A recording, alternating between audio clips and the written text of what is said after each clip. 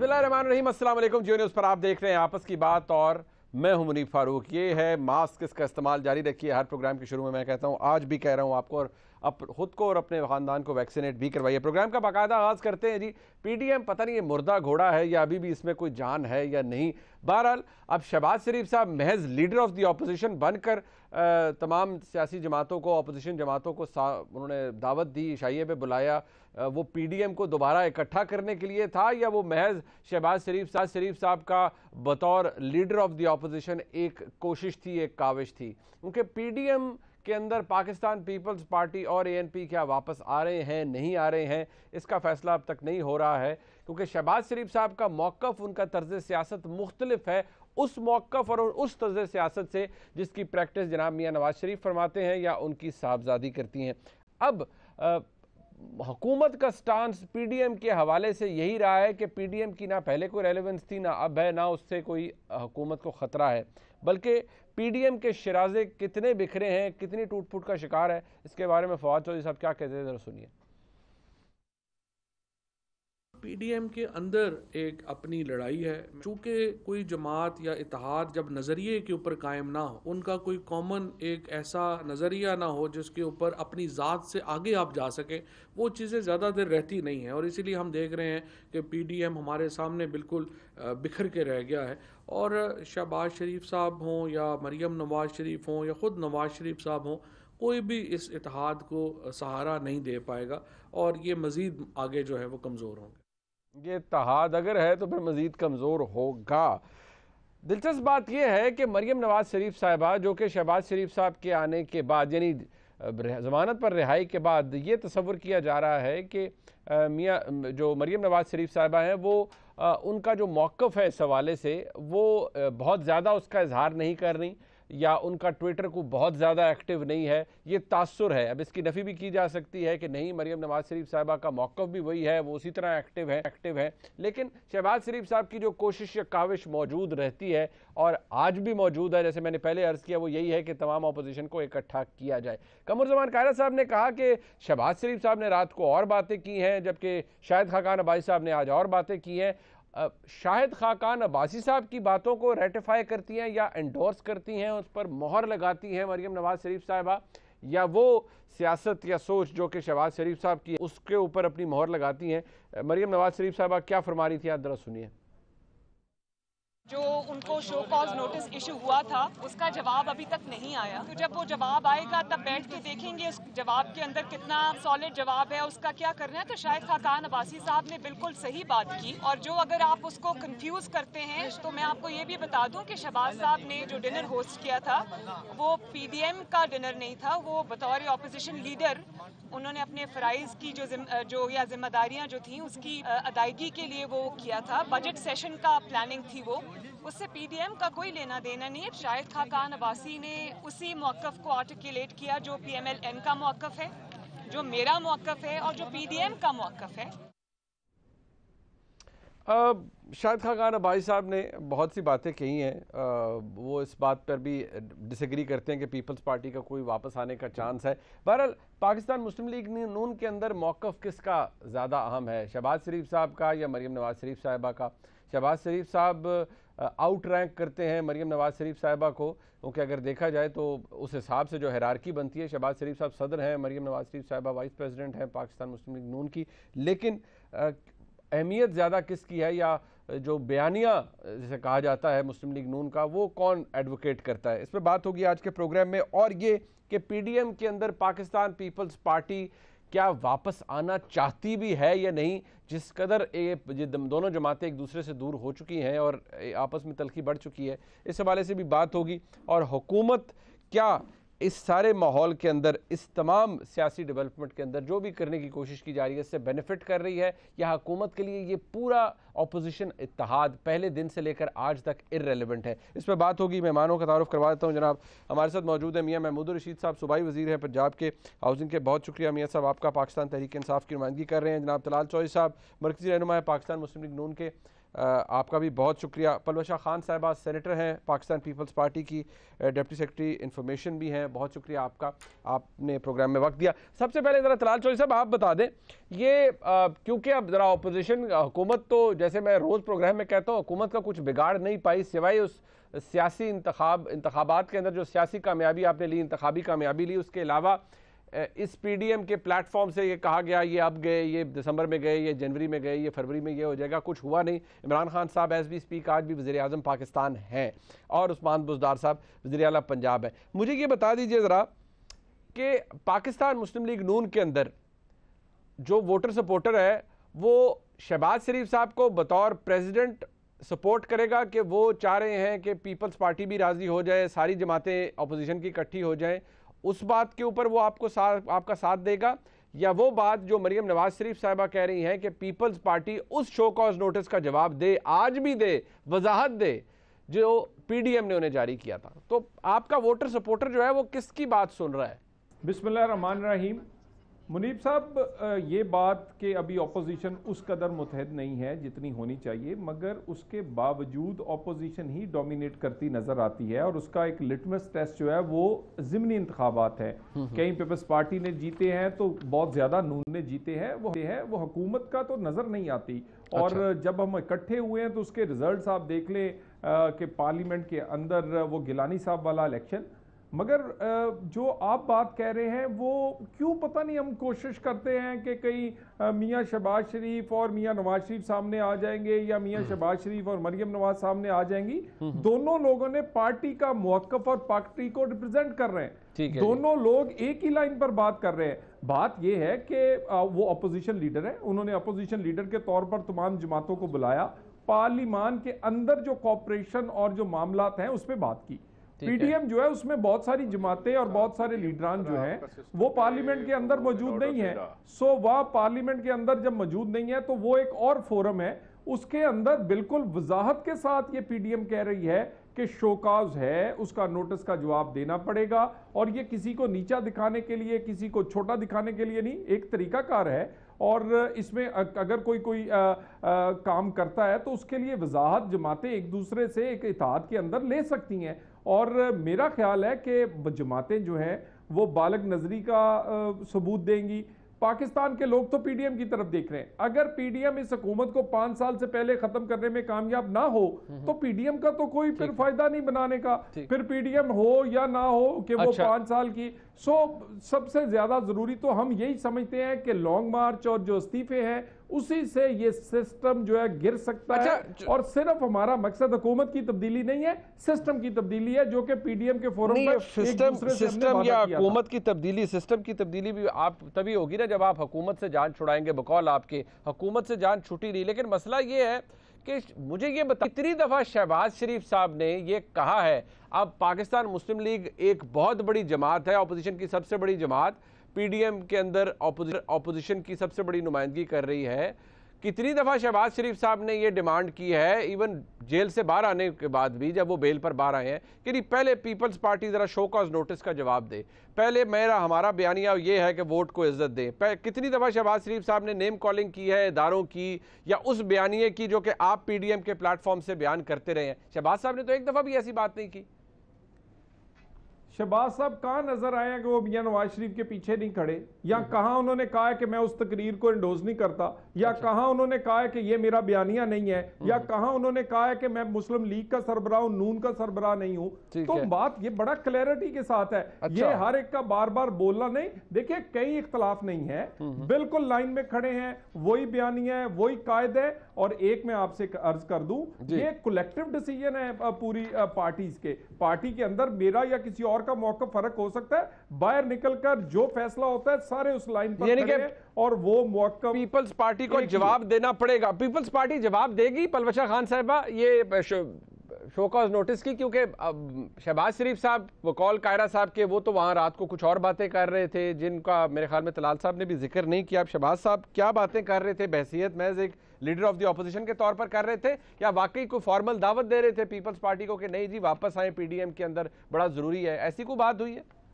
देखिए मैं तो उस डिनर में शामिल नहीं थी, लिहाजा मैं आपको किसी कोई कंफर्म बात इस ज़िन में नहीं बता सकती, मगर एक बात तो तय है कि शहबाज शरीफ साहब देखिए महज लीडर ऑफ ऑपोजिशन तो नून लीग के अंदर उनकी हैसियत सिर्फ लीडर ऑफ ऑपोजिशन की तो नहीं है, या फिर अगर वो लीडर ऑफ ऑपोजिशन ना होते तो क्या नून लीग में उनकी अपनी जो एक लीडरशिप है वो उनकी हैसियत में किसी तरह की कोई कमी ना होती। लिहाजा शहबाज शरीफ साहब ने अगर कोई डिनर रखा और उसमें पाकिस्तान पीपल्स पार्टी को इनवाइट किया और ANP को इनवाइट किया तो ज़रूर सोच समझ के किया होगा।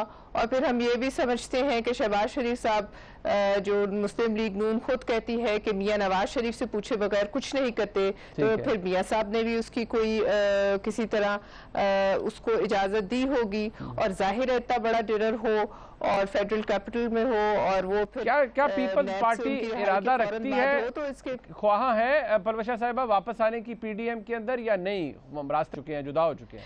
देखिए, मैं आपको इसमें दो बातें हैं। एक बात वह है कि जो सियासत की एक मंतक है कि कहीं रास्ते जो हैं वो ना जुदा होते हैं ना कोई दरवाजे बंद होते हैं, ठीक है। लेकिन दूसरी बात यह है कि आज के जो चंद बयानात नून लीग की तरफ से, उनकी कुछ लीडरान की तरफ से आए हैं, ये बहुत अफसोसनाक हैं और मुझे समझ नहीं आती कि इस मौके पर इन बयानों की क्या वजह है और क्या ज़रूरत पेश आई, जब हमारा तमाम तर फोकस, जैसे कि अभी तलाल चौधरी साहब कह रहे थे, मैं इनकी इस बात से इत्तेफाक करती हूँ कि हमारा तमाम तर फोकस इस वक्त जो है हुकूमत की रुखसत करने पे होना चाहिए और उस मामले में, उस ज़िम्मे में जो कुछ हम कर सकें वो हमें करना चाहिए और इस सिलसिले में हम जवाबदेह भी हैं। ये नहीं होगा कि सिर्फ लोग जो है इमरान खान को पूछेंगे कि आपने क्या किया, लोग हमें भी पूछेंगे कि आपने क्या किया और हमें अपने क्या किए का जवाब जो है वो बड़ा वाज़ेह रखना चाहिए।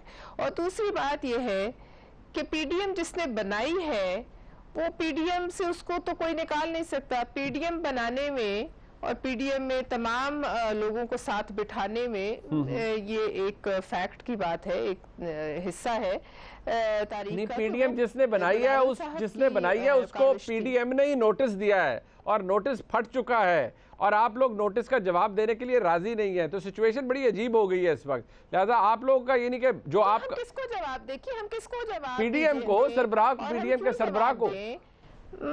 PDM देखिए कोई डंडा बरदार फोर्स नहीं है ना, PDM कोई गेस्टापो फोर्स नहीं थी, इस नजरिए के तहत नहीं बनाई गई थी। वो शाहिद खान साहब कहते हैं जो सफा आपने फाड़ दिया उसको जोड़िए और पढ़िए दोबारा और उसका जवाब दीजिए, उस बात पे जवाब दे। ऐसे कब, देखिए वो कहते रहे ना, बात ये है कि उनमें से सब ये नहीं कहते, सबकी ये सोच नहीं है, ये जाती तौर पे भी हम जानते हैं, तलाल साहब भी जानते होंगे कि ये सोच नहीं है। अच्छा। और ये एक अजीब सी लज्जत आ रही है कि मतलब ये हम क्लासरूम का माहौल तो नहीं बना सकते ना। अच्छा, यानी कि कोई भी जमात किसी और जमात को जवाबदेह नहीं है, बिल्कुल ठीक है, कायदे के तहत जवाब ना ये इत्तेहाद है, ये ऑपोजिशन का अलायंस है, ठीक है। अच्छा मियां महमूद रशीद साहब, मुझे सर एक बात बताइए, ये आप लोगों को क्यों नजर आ जाता है कि PDM तो वैसे ही फारग हो गई जी, ये खत्म हो गए, एक दूसरे से लड़ रहे हैं, और PMLN की तो हालत ही कोई नहीं है, वहाँ मरियम नवाज शरीफ साहबा एक बात कर रही हैं, शहबाज शरीफ साहब का दूसरा मौक़िफ़ है, वो तलाल चौधरी साहब कहते हैं हम लोग कोशिश करते हैं डिवाइड क्रिएट करने की, ये एग्जिस्ट नहीं करती, पता नहीं आप लोग इस तरह की साजिश क्यों करते हैं कि PMLN के अंदर कोई दराड़ है? कोई दराड़ नहीं है सर। मैं ये समझता हूँ जी कि ये जो कुछ आप देख रहे हैं, PDM जो पिछले 1 साल से लगी थी, चली थी हुकूमत को रुखसत करने, और हुकूमत को रुखसत करते करते खुद उसकी अपनी रुखसती हो गई। और ये तो जो एक पॉलिटिकल साइंस का एक मामूली सा तालिब इल्म भी है, वो भी एंजॉय कर रहा है और वो महजूज हो रहा है इस सारी सिचुएशन से कि ये जो 2 बड़ी पार्टियां हैं ख़ास तौर पर, ये कभी भी एक पेज पर ना थी ना आइंदा हो सकती हैं। ये आप अगर हिस्ट्री में जाए ना तो मियां नवाज शरीफ साहब 25 साल तक भुट्टो को मुल्क दुश्मन साबित करते रहे और ज़ियाउल हक की लेगेसी को लेके आगे बढ़ते रहे और इनको एंटी पीपल्स पार्टी वोट पड़ा, यहाँ पंजाब के अंदर भी, फिर ये वज़ीर आज़म बने।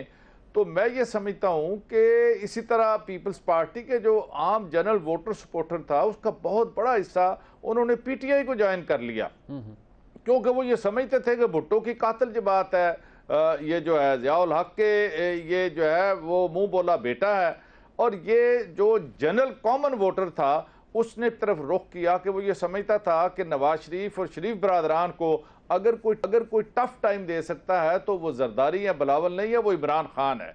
पिछले इंतखाबात में भी देख लें, 2013 के इंतखाबात में भी देख लें, तो मैं ये समझता हूं कि ये जो इत्तेहाद बना था ये मनफी बुनियादों पे बना था, ना इनके अंदर कोई मकसदियत थी, ना इनके अंदर कोई नजरिया था। ये उस वक्त एक जोश में बन गए, खड़े हो गए, भानुमती का कुंभा सारा खड़ा इकट्ठा होके कि जो हुकूमत को रुखसत कर देंगे, और खुद जो है ना बीच चौराहे जो इनकी हंडिया फूटी है अपोजिशन की, हमें तो कुछ करने कराने की जरूरत ही नहीं है। मियां साहब, हमारा तो ये अब जो इनमें स्प्लिट ये तो आया कहते है, हैं हम आइन और कानून की हुक्मरानी के लिए इकट्ठे हुए थे। मियां साहब तो नजर ही नहीं आ रही आइन और कानून की हुक्मरानी की कोशिश। जी वो तो आइन और कानून की हुक्मरानी जितनी ये कर रहे हैं, ये आपस की जो है ना सर पटोल से बाहर निकले तो फिर आइन और कानून की बात करें ना। ये तो एक दूसरे की बैक बाइटिंग, लेग पुलिंग और नंबर स्कोरिंग से निकलें जब बाहर, तो अभी तो हम सारे जो है ना मजे में है कि ठीक है, ये जो दरार इनकी आपस में पड़ गई है वो कभी भी पाट नहीं सकती। और जिस तरह से एक दूसरे के बारे में इन्होंने जो मौकफ ले लिया है, अब इन्हें इकट्ठे होते होते आइंदा इंतखाबात आ जाएंगे और इनको अपनी अपनी तनख्वाह पे अब काम करना पड़ रहा है, जो ये करेंगे। और मैं ये समझता हूं कि शहबाज शरीफ साहब अगर इस रास्ते पे आ गए हैं कि चलें जी हम पार्लियामेंट में जाके बैठ के, तो वो एक उनका पार्लियामेंट्री रोल भी है बतौर लीडर ऑफ द अपोजिशन। और हम यही इन पॉलिटिकल पार्टीज को कहते रहे हैं कि आप हमें कोई 2 साल के लिए हम इलेक्ट नहीं हुए, हम 5 साल के लिए लोगों ने हमें इलेक्ट किया है। भले हालात अच्छे हैं बुरे हैं, आपको पेशेंस के साथ इस हुकूमत को टाइम देना चाहिए, और जब वक्त आएगा तो खुल के आप बात करें, हम भी बात करेंगे अपनी परफॉर्मेंस और डिलीवरी की बुनियाद पे, और आप थोड़ा सब्र कर लें। अब ये सब्र करने पे आ गए हैं और हालात ने इन्हें मजबूर कर दिया है, और लोगों के अंदर कोई पजीराई इनकी नहीं हुई कि ये सब्र के अलावा इनके पास कोई ऑप्शन नहीं है। अच्छा मियां साहब, ये सब्र जो है ये 2023 है या वो काम करना है जो अभी ब्रेक से पहले, प्रोग्राम शुरू होने से पहले आप कह रहे थे भी अगले 5 साल भी आपके, आप भी यही समझते हैं?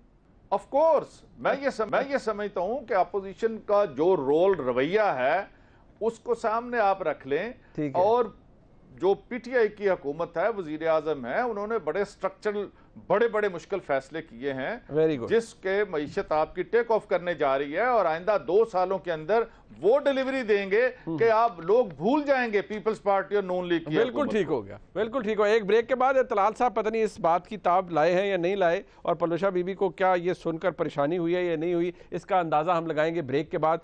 तलाल चौधरी साहब से और पलवशा खान साहबा से और मियां महमूद रशीद साहब से मजीद बात होगी। एक ब्रेक के बाद हमारे साथ रहिए।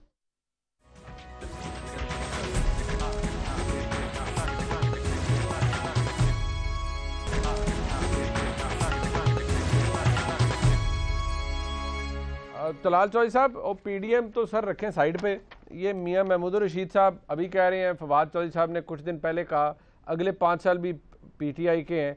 आप लोग इस तनख्वाह पे, तो क्या इसके बाद तो शायद तनख्वाह मजीद कम हो जाएगी, तो खातिर जमा रखें, कहीं नहीं जा रहे इमरान खान साहब, अगले 5 साल भी उन्हीं की हैं।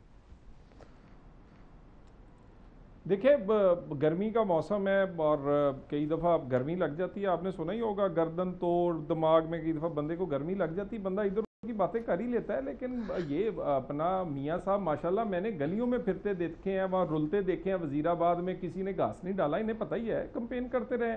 वजीराबाद क्या बना, डस्का क्या बना, नुशहरा क्या बना, खुशाब क्या बना, कराची इनके साथ क्या बना। कराची यकीन करें यानी कराची सबको आगे इन्होंने लगाया हुआ था, सब कमाल, यानी इतनी पोजीशनें इन्होंने ले ली। अभी भी अगर इनका जेन का बुखार जो है वो ये है कि ये अगले 5 साल भी हैं, तो मुझे तो ये, मैं हैरान हूं कि ये सुबह जाके वजारत में फैसले क्या करेंगे कि यानी आपको जमीनी हकायक का ही कोई पता नहीं है। रिलैक्स यानी हर दूसरे दिन रिलैक्स तो होना ही है जी। जब मेरा मतलब है ना चीनी की फिक्र है, ना आटे की फिक्र है, ना बिजली की फिक्र है, ना गैस की फिक्र है, गरीब आदमी ना पाकिस्तान पीर से लेके गरीब की रोटी तक छिन गया, इनको क्या फिक्र है जी, ये रिलैक्स ही रहेंगे, एसी में बैठे हुए हैं माशाल्लाह। कहते हैं जी गाड़ियों को झंडे लगे हुए हैं, ये लेकिन मैं आपसे अर्ज कर दूं, ये आप देख लीजिएगा, ये 2023 का ये जो समझ रहे हैं इलेक्शन, जिस मौके पर भी आया ये इलेक्शन लड़ नहीं सकेंगे। ये उस वक्त लोग जो लोगों का रिएक्शन है वो इंतहाई, लोग तो इंतजार कर रहे हैं कि मियां साहब कब तशरीफ लाएंगे, गली में मोहल्ले में लोगों ने चीनी का हिसाब लेना है, मेरा मतलब लोगों ने इनसे आटे का हिसाब लेना है। ये अगले 2 साल में बड़ी तरक्की हो रही है, ये जो आप जिस दौर में आप बैठे हुए हैं, इन 2 सालों में बड़ी तरक्की हो रही है पाकिस्तान के अंदर। नहीं कहाँ पे? अच्छा अच्छा अच्छा अच्छा, होने जा रही है ना। मेरा अभी आज देखिए ना, तरक्की नजर मुझे उस दिन आएगी जिस दिन मेरा आटा जो है वो वापस 35 पे आ जाएगा। 70 साल में वो आटा 35 पे था, इनके 80 रुपए में चला गया है। 70 साल में चीनी 55 के थी, वो 100 से जायद है। मेरा आटा, चीनी, बिजली, गैस जिस दिन गरीब की वापस आ जाएगी उस दिन तरक्की नजर आएगी। तरक्की क्या जहांगीर तरीन ने कितने कमाए हैं? और मुझे ये बताइए, मैं ये बार बार हमें कहते हैं कि ये टूट गए, ये अलहदा हो गए, मीम निकल गई, शीन निकल गई।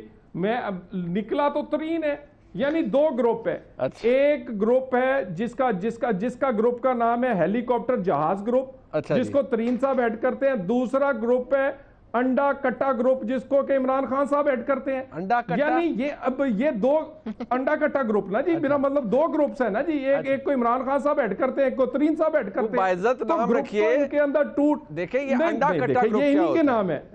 नहीं, देखें इनके तरक्की के स्लोगन है। अच्छा। नून के साथ कोई जोड़ेगा मोटरवे, सी पैक, कोई सड़कें जोड़ेगा, बंदरगाह जोड़ेगा, बड़े मंसूबे जोड़ेगा। अच्छा। कोई खुशहाली, कोई उम्मीद, कोई तरक्की जोड़ेगा। इनके साथ तो यही जुड़ेगा ना जी। मुझे ये बताएं, यही हमारे मंशूर थे। अच्छा। और यही जुड़ेंगे।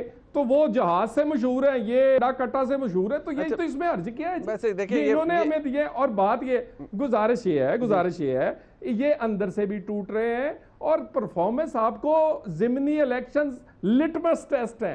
ठीक है, यकीन करें मियां महमूद रशीद साहब अगर वजीराबाद की आपको स्टोरी ऑन एयर सुना देना तो यकीन करें ये खुद भी रो पड़े और लोग भी रो पड़े जो इनके साथ हुई है वहां पर। ये तो बहुत ज्यादा कुछ कह दिया है आपने इतलाल चौधरी साहब। मुझे हजम नहीं हो रहा। अच्छा मैं मियां साहब, अगर मुझे आप इजाजत दे दें, मैं पीपल्स पार्टी का मौका ले लूं, फिर तफसील से आप बताइए। लेकिन ये ज़हनी बुखार लग रहा है तलाल साहब को। पलवशा खान साहब देख लें, हुकूमत में है और अभी 2 साल रहते हैं इस हुकूमत के, 3.94% पे ग्रोथ होगी इकॉनमी की। और शौकत तरीन साहब आ गए, आपके वजीर खजाना भी रहे, हालात ठीक हो रहे हैं, इतने बुरे हालात नहीं है। इस कोविड के बावजूद हमारी इकॉनमी बड़ी रोबस्ट तरीके से आगे जा रही है। हाँ जी, इकॉनमी जा रही है रोबस्ट तरीके से आगे, हालात भी ठीक हुए हैं, लेकिन रावलपिंडी रिंग रोड के आसपास ही ठीक है। अच्छा, बाकी पूरे पाकिस्तान में हालात वही हैं जो इस वक्त कहीं भी अफ्रीकी भूखे मुल्क में जहां कहत पड़ती हैं उनसे कुछ मुख्तलिफ नहीं है लोगों के। अच्छा, लिहाजा बात यह है कि अगर पीडीएम टूट भी गई, जिस बात पे हम बहस कर रहे हैं, अगर पीडीएम टूट गई, मैं चले बात मान लूं पीडीएम टूट गई जो बज़ाहिर नजर आता है, अगर पीडीएम टूट गई है और काफी अरसे से टूटी हुई है, उसके बाद जितने इलेक्शंस हुए, बाय इलेक्शंस हुए, उसमें क्या मिला हुकूमती जमात को? पीटीआई को क्या फायदा हुआ पीडीएम के टूटने का? अच्छा। क्या पीडीएम के टूटने से पीटीआई मजबूत हुई? हालात और वाकयात से नजर आता है कि पीडीएम के टूटने से हुकूमत मजीद कमजोर हुई। पीडीएम के टूटने से कोई एक ऐसा इलेक्शन, बाय इलेक्शन नहीं है जहां 5वें नंबर पे, चौथे नंबर पर इनकी परफॉर्मेंस आ रही है। लिहाजा आपको क्या मिला, पीडीएम टूटे या ना टूटे? आप तो खुद ही देखिए, ये खुद अपने बोझ तले गिरते जाएंगे, दबते जाएंगे, हालात और वाकयात से बिल्कुल कतई नजर। दूसरी बात यह है कि देखिए, ये बात ठीक है कि हम पार्टियां अलग अलग हैं, ये मियां साहब की बात ठीक है। हमारे कोई ऐसे एक पेज नहीं है जैसे इनके एक पेज है, लेकिन इन्हीं भाई जिससे आप लोग जलते हैं, उस पेज से हसद करते हैं आप लोग, उस पेज से हसद करते हैं। वो पेज, हाँ हम जलते हैं। नहीं, उस पेज ने माशाल्लाह तरक्की की हमें बड़ी राहें दिखाई हैं।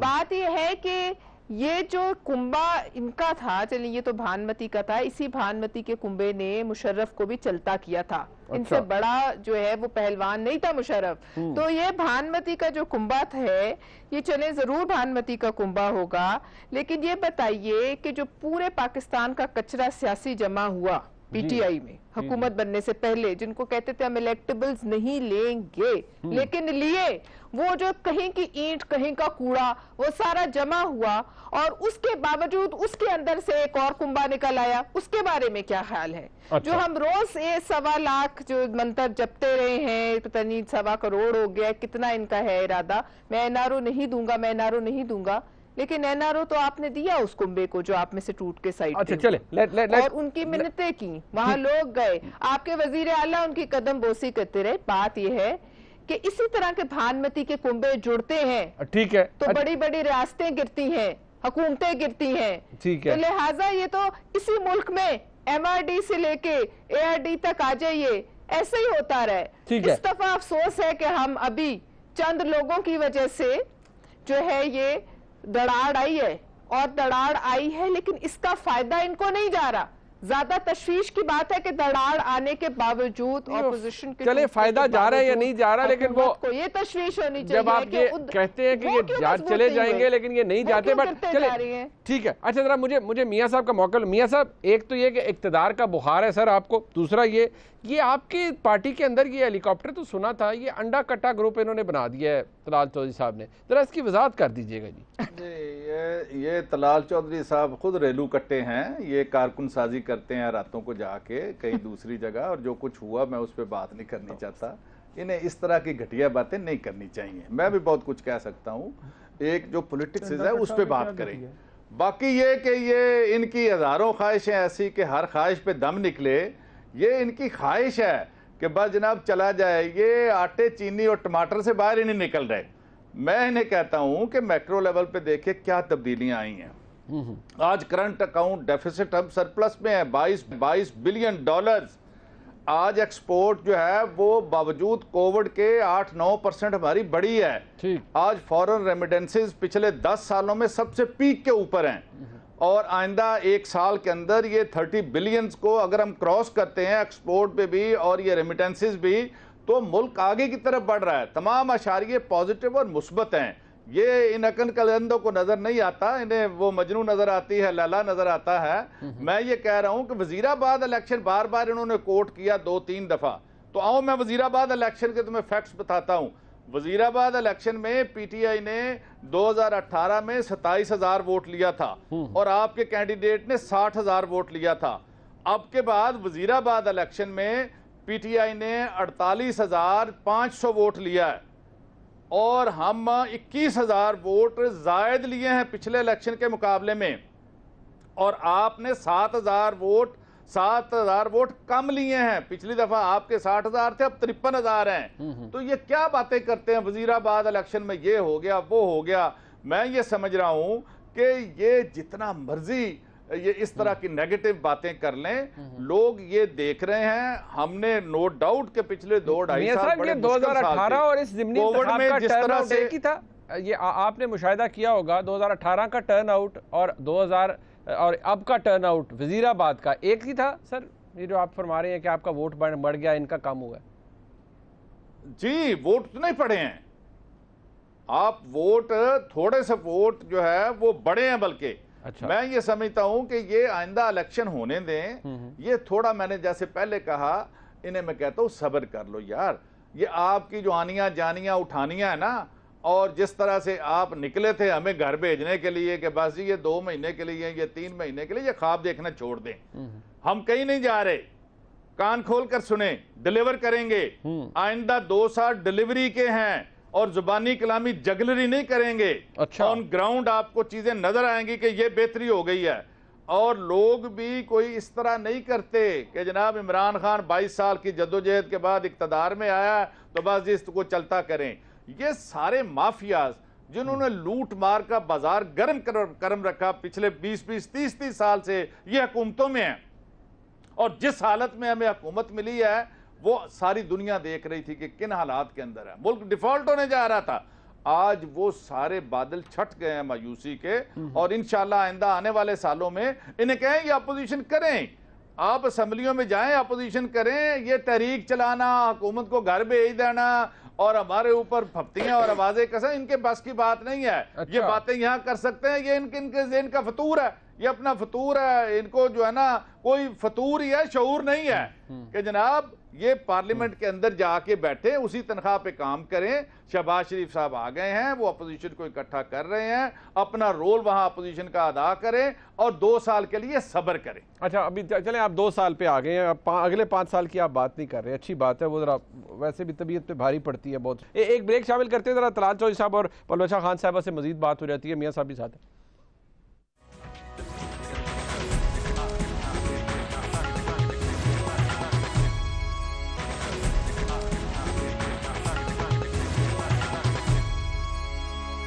तलाल चौधरी साहब, कान खोल कर आप लोग सुन लें, कहीं नहीं जा रही है हुकूमत, डिलीवर करेगी। करंट अकाउंट देखिए, डेफिसिट ख़त्म हुआ, सरप्लस में चला गया, इतने मेजर स्ट्रक्चरल चेंजेस इस हुकूमत को ले आए, और आप कहते हैं कोई फैंसी चीज़ नहीं है इस हुकूमत के पास दिखाने के लिए। और 3 सालों के बाद बड़ा कुछ किया है इमरान खान साहब की हुकूमत ने। पता नहीं आप लोग उस तकरीर के पीछे क्यों पड़ जाते हैं जिसमें वो इमरान खान साहब ने कुछ वो जिक्र कर दिया था। अपना अपना मुनीब साहब क्या किया, क्या है? यानी रिंग रोड के पैसे खाए हैं, चीनी के पैसे खाए हैं, आटे के पैसे खाए हैं, दवाइयों के पैसे खाए हैं, पेट्रोल के पैसे खाए हैं, और क्या किया है? मुझे तरक्की उस दिन नजर आएगी जिस दिन गरीब आदमी को आटा लाइनों में नहीं मिलेगा, अपने घर मिलेगा, और उतने का मिलेगा जितने का आटा ये लोग 70 साल में लेते रहे। गरीब आदमी को चीनी और उसके अंगूठों पर निशान लगाकर नहीं दी जाएगी, तजलील नहीं की जाएगी 1 किलो की चीनी के लिए। जिस मुल्क में 1 किलो की चीनी के लिए लाइन लगाकर निशान लगाकर दी जाए, और जिस मुल्क में आटा लेते हुए खवातीन बेहोश हो जाए लाइन में लग के, वहां तो शर्मिंदा होना चाहिए इस हुकूमत को। और अभी इनको वजीराबाद में कुछ नजर ही नहीं आया। यानी लोगों ने वोटों से मुस्तरद किया वजीराबाद, 2 दफा डस्का, नौशहरा, खुशाब, कराची में 6ठे नंबर पे आए हैं। यानी इनका ख्याल है कि लोग घरों से निकले, अंडे टमाटर ले, यानी छितरा ना तवाजो कर दे फिर सानू पता लगना। ओ मेरे भाई, गली मोहल्ले में लोग बहुत बुरा हाल कर रहे हैं, लोगों ने वोटों से मुस्तरद कर दिया है, और ये कहते हैं कि भी हमने तब्दीली और हमने बड़ी परफॉर्मेंस दिखाई है। मुझे परफॉर्मेंस है कहां पर? हाँ, तरीन साहब को जो लूटा हुआ एनआरओ दिया आपने, आप उसके सामने लेट गए हैं। यानी खान साहब ने वो अपने असूलों की वो सारी उम्र वो जो तबलीग करते रहे, वो कहां पर गई है? यानी ये बजट पास करवाने के लिए तरीन साहब के पांव पड़े हुए हैं इनके वजीर, और उनके कभी डीपीओ चेंज हो रहा है, कभी डीसीओ चेंज हो रहा है, कभी 22 साल की जिद्दोजहद है तलाल चौधरी साहब को पैराशूटर नहीं है इमरान खान साहब, ये ज़हन में रखिए। मैंने कहा जी, इतनी जिद्दोजहद ना होती तो कश्मीर ना बिकता। ये इनकी जिद्दोजहद से कश्मीर बिका है, इनकी जिद्दोजहद से गरीब की रोटी छिनी है, इनकी जिद्दोजहद से पाकिस्तान की इकोनॉमी का बेड़ा गर्क हुआ है। ये आम आदमी तो नहीं है, आम हुकूमत तो नहीं है। यानी ऐसी हुकूमत 22 साल की जिद्दोजहद थी कि 3 सालों में 3 वजीर खजाना और 5 FBR के चेयरमैन चेंज हुए हैं, तो आज भी पता नहीं है कि अगले ने कितने दिन चलना है। ना आपका वजीर खजाना, ना वजीर कानून, ना वजीर दाखिला, पंजाब का CM बनाने के लिए बंदा कोई नहीं इनके पास।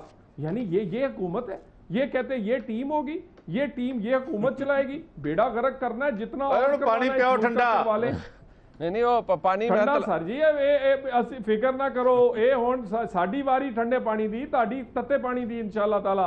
ते मियां साहब AC उसी बंद कर लो, हुण अपनी ताड़ी वारी आ, साडे AC लाउंदे रहे, ताडे लथण दी वारी जे। ओ तलाल चौधरी ख्वाब देखने छड़ दे, कोई स्कोप नहीं मुस्तकबिल नहीं तुहाडा अगों भी।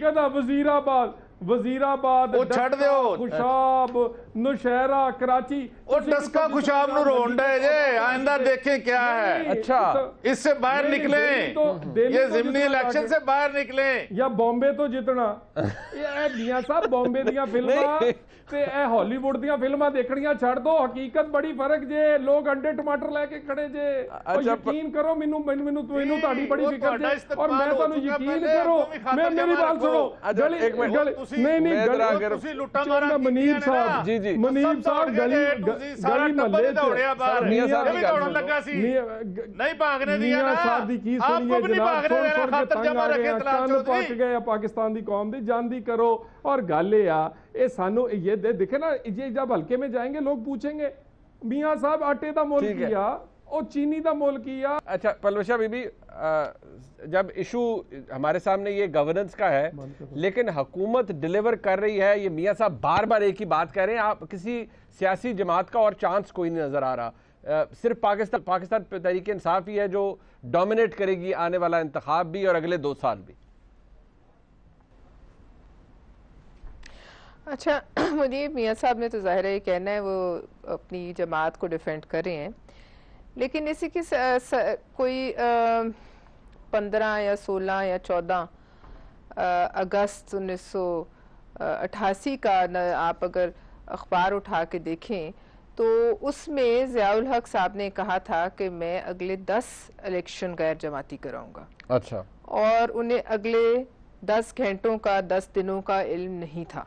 ठीक। इसी किस्म की बातें जो हैं और लोगों ने की, इसी किस्म की बातें कुछ ऐसे भी हैं जो कहते थे कि मुशर्रफ को हम वर्दी में पता नहीं कितने 100 दफ़ा हम इलेक्ट करवाएंगे, लेकिन कुदरत को ये मंजूर नहीं था। ठीक है। और इसी तरह की बातें दुनिया में और बहुत से लोगों ने की। शाह फहरान को जब हेलीकॉप्टर में फिरता था, नीचे लोग उसको एहतजाज कर रहे होते थे तो वो ऊपर से कहता था मैं हाथ हिला रहे हैं, लेकिन लोग हाथ नहीं हिला रहे होते थे, लोग उन्हें उससे हाथ दिखा रहे होते थे। बिल्कुल। लिहाजा बात यह है कि इस किस्म की बातें जो हैं वो वैसे भी मुनासिब इसलिए नहीं होती कि ये तो बड़ी बड़े क्लेम हैं, ये तो खुदाई दावे हैं, हम इंसान हैं, हमें क्या पता कि अगले लम्हे में क्या है। और इस किस्म की बातें अक्सर जाने वाले लोग करते हैं, जो जहाँ इस मियां साहब तो अभी इन बड़े ऐवानों में हमारे वाले इस तरफ आ जाए, इनके कोलीग्स हैं, ठीक है, फेडरल काबीना में और इधर नहीं है, लेकिन अक्सर जाने वाले ऐसी ही बातें करते हैं कि हम अगले भी 10 साल रहेंगे, अगले 5 साल रहेंगे, अगले 5 साल के सबर तो हम नहीं कहते, सबर करें, ऐसे ही था सबर, जी ऐसी बातें थी। ठीक है, बिल्कुल ठीक। हर हुकूमत ऐसे ही कहती है, ऐसे ही कहती है। और दूसरी बात सबर करना जो है, सबर हम तो कर लेंगे, लेकिन अवाम, असल सबर तो अवाम ने करना है। 2 साल अवाम सबर कर सकेगी इस महंगाई में, इन इस तारीखी बदहाली में। तो ये सवाल जो है ये कौम को पैगाम देना चाहिए कि आप सबर कीजिए 2 साल। बिल्कुल ठीक है, ये कौम डिसाइड करेगी जी अगले इलेक्शन में उन्होंने वोट किसको देना है। अपने तमाम मौजूद मेहमानों का शुक्रिया अदा करते हैं, मियां महमूद रशीद साहब का, तलाशा और पलोशा खान साहिबा का। बहरहाल ये डिबेट जारी है जी और जारी रहेगी। पीडीएम इकट्ठी होती है नहीं, पीपल्स पार्टी कहना है किसी की लौंडी नहीं है पीडीएम, और किसी के इशारों पर नहीं चलेगी। क्या अनफोल्ड करता है आने वाला वक्त, ये देख के ही पता चलेगा। आज का प्रोग्राम आपने देखा, फीडबैक जरूर दीजिएगा। देखने का बहुत शुक्रिया। खुदा हाफिज़।